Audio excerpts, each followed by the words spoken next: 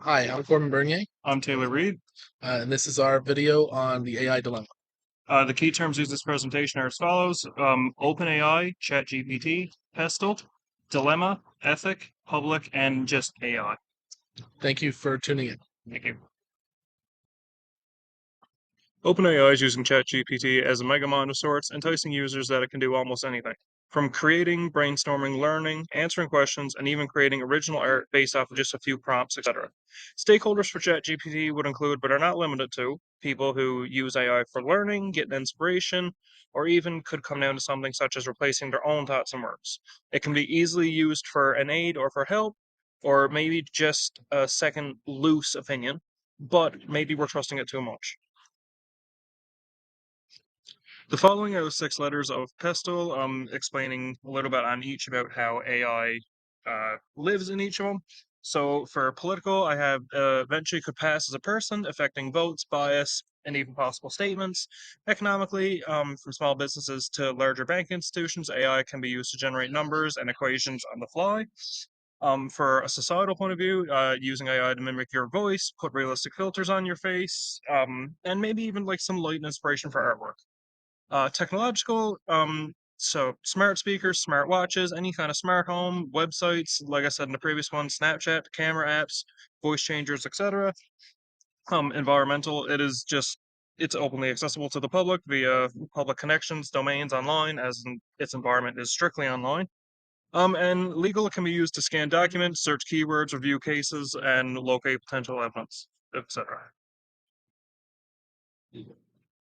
Having such little limits, AI faces quite a few ethical dilemmas, from as little as cheating on your math test to an extreme such as stealing people's identity. OpenAI are doing some things to address it, though, according to 3 Code Solutions. Um, they're trying to avoid harmful use or wrongful use while constantly considering the risks and impacts on society. When reviewing long-term implications for how OpenAI will influence education, I came across an article that details how ChatGPT is still in its early stages, and that the next iteration, GPT-4, will have 500 times more parameters than the current version. Meanwhile, a study published in February 2022 showed that OpenAI's GPT-3 language models significantly outperformed most students in introductory programming courses.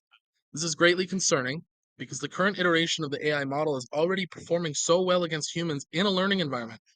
The future versions of OpenAI are only going to improve and will eventually become more efficient than human beings could ever hope to be. The current and future impact on AI in learning is significant. The ability to forge work through random generation as a student is becoming easier as AI continues to evolve. NSCC already faces ethical dilemmas related to AI, as many courses are now specifying that you're not to use AI to generate solutions to problems, despite there being no foolproof way to counteract or detect AI generation, especially if the generated content is then edited to look authentic. AI has the potential to replace many math-focused careers, as well as those which rarely or never need to interact with a human. The ethical dilemma as it continues to evolve becomes a question of at which point does it prove more valuable to use a free or at least cheaper software AI to perform the work than a human. Hey, thank you. That concludes our presentation. And hopefully this gives you some insight into the dangers of AI.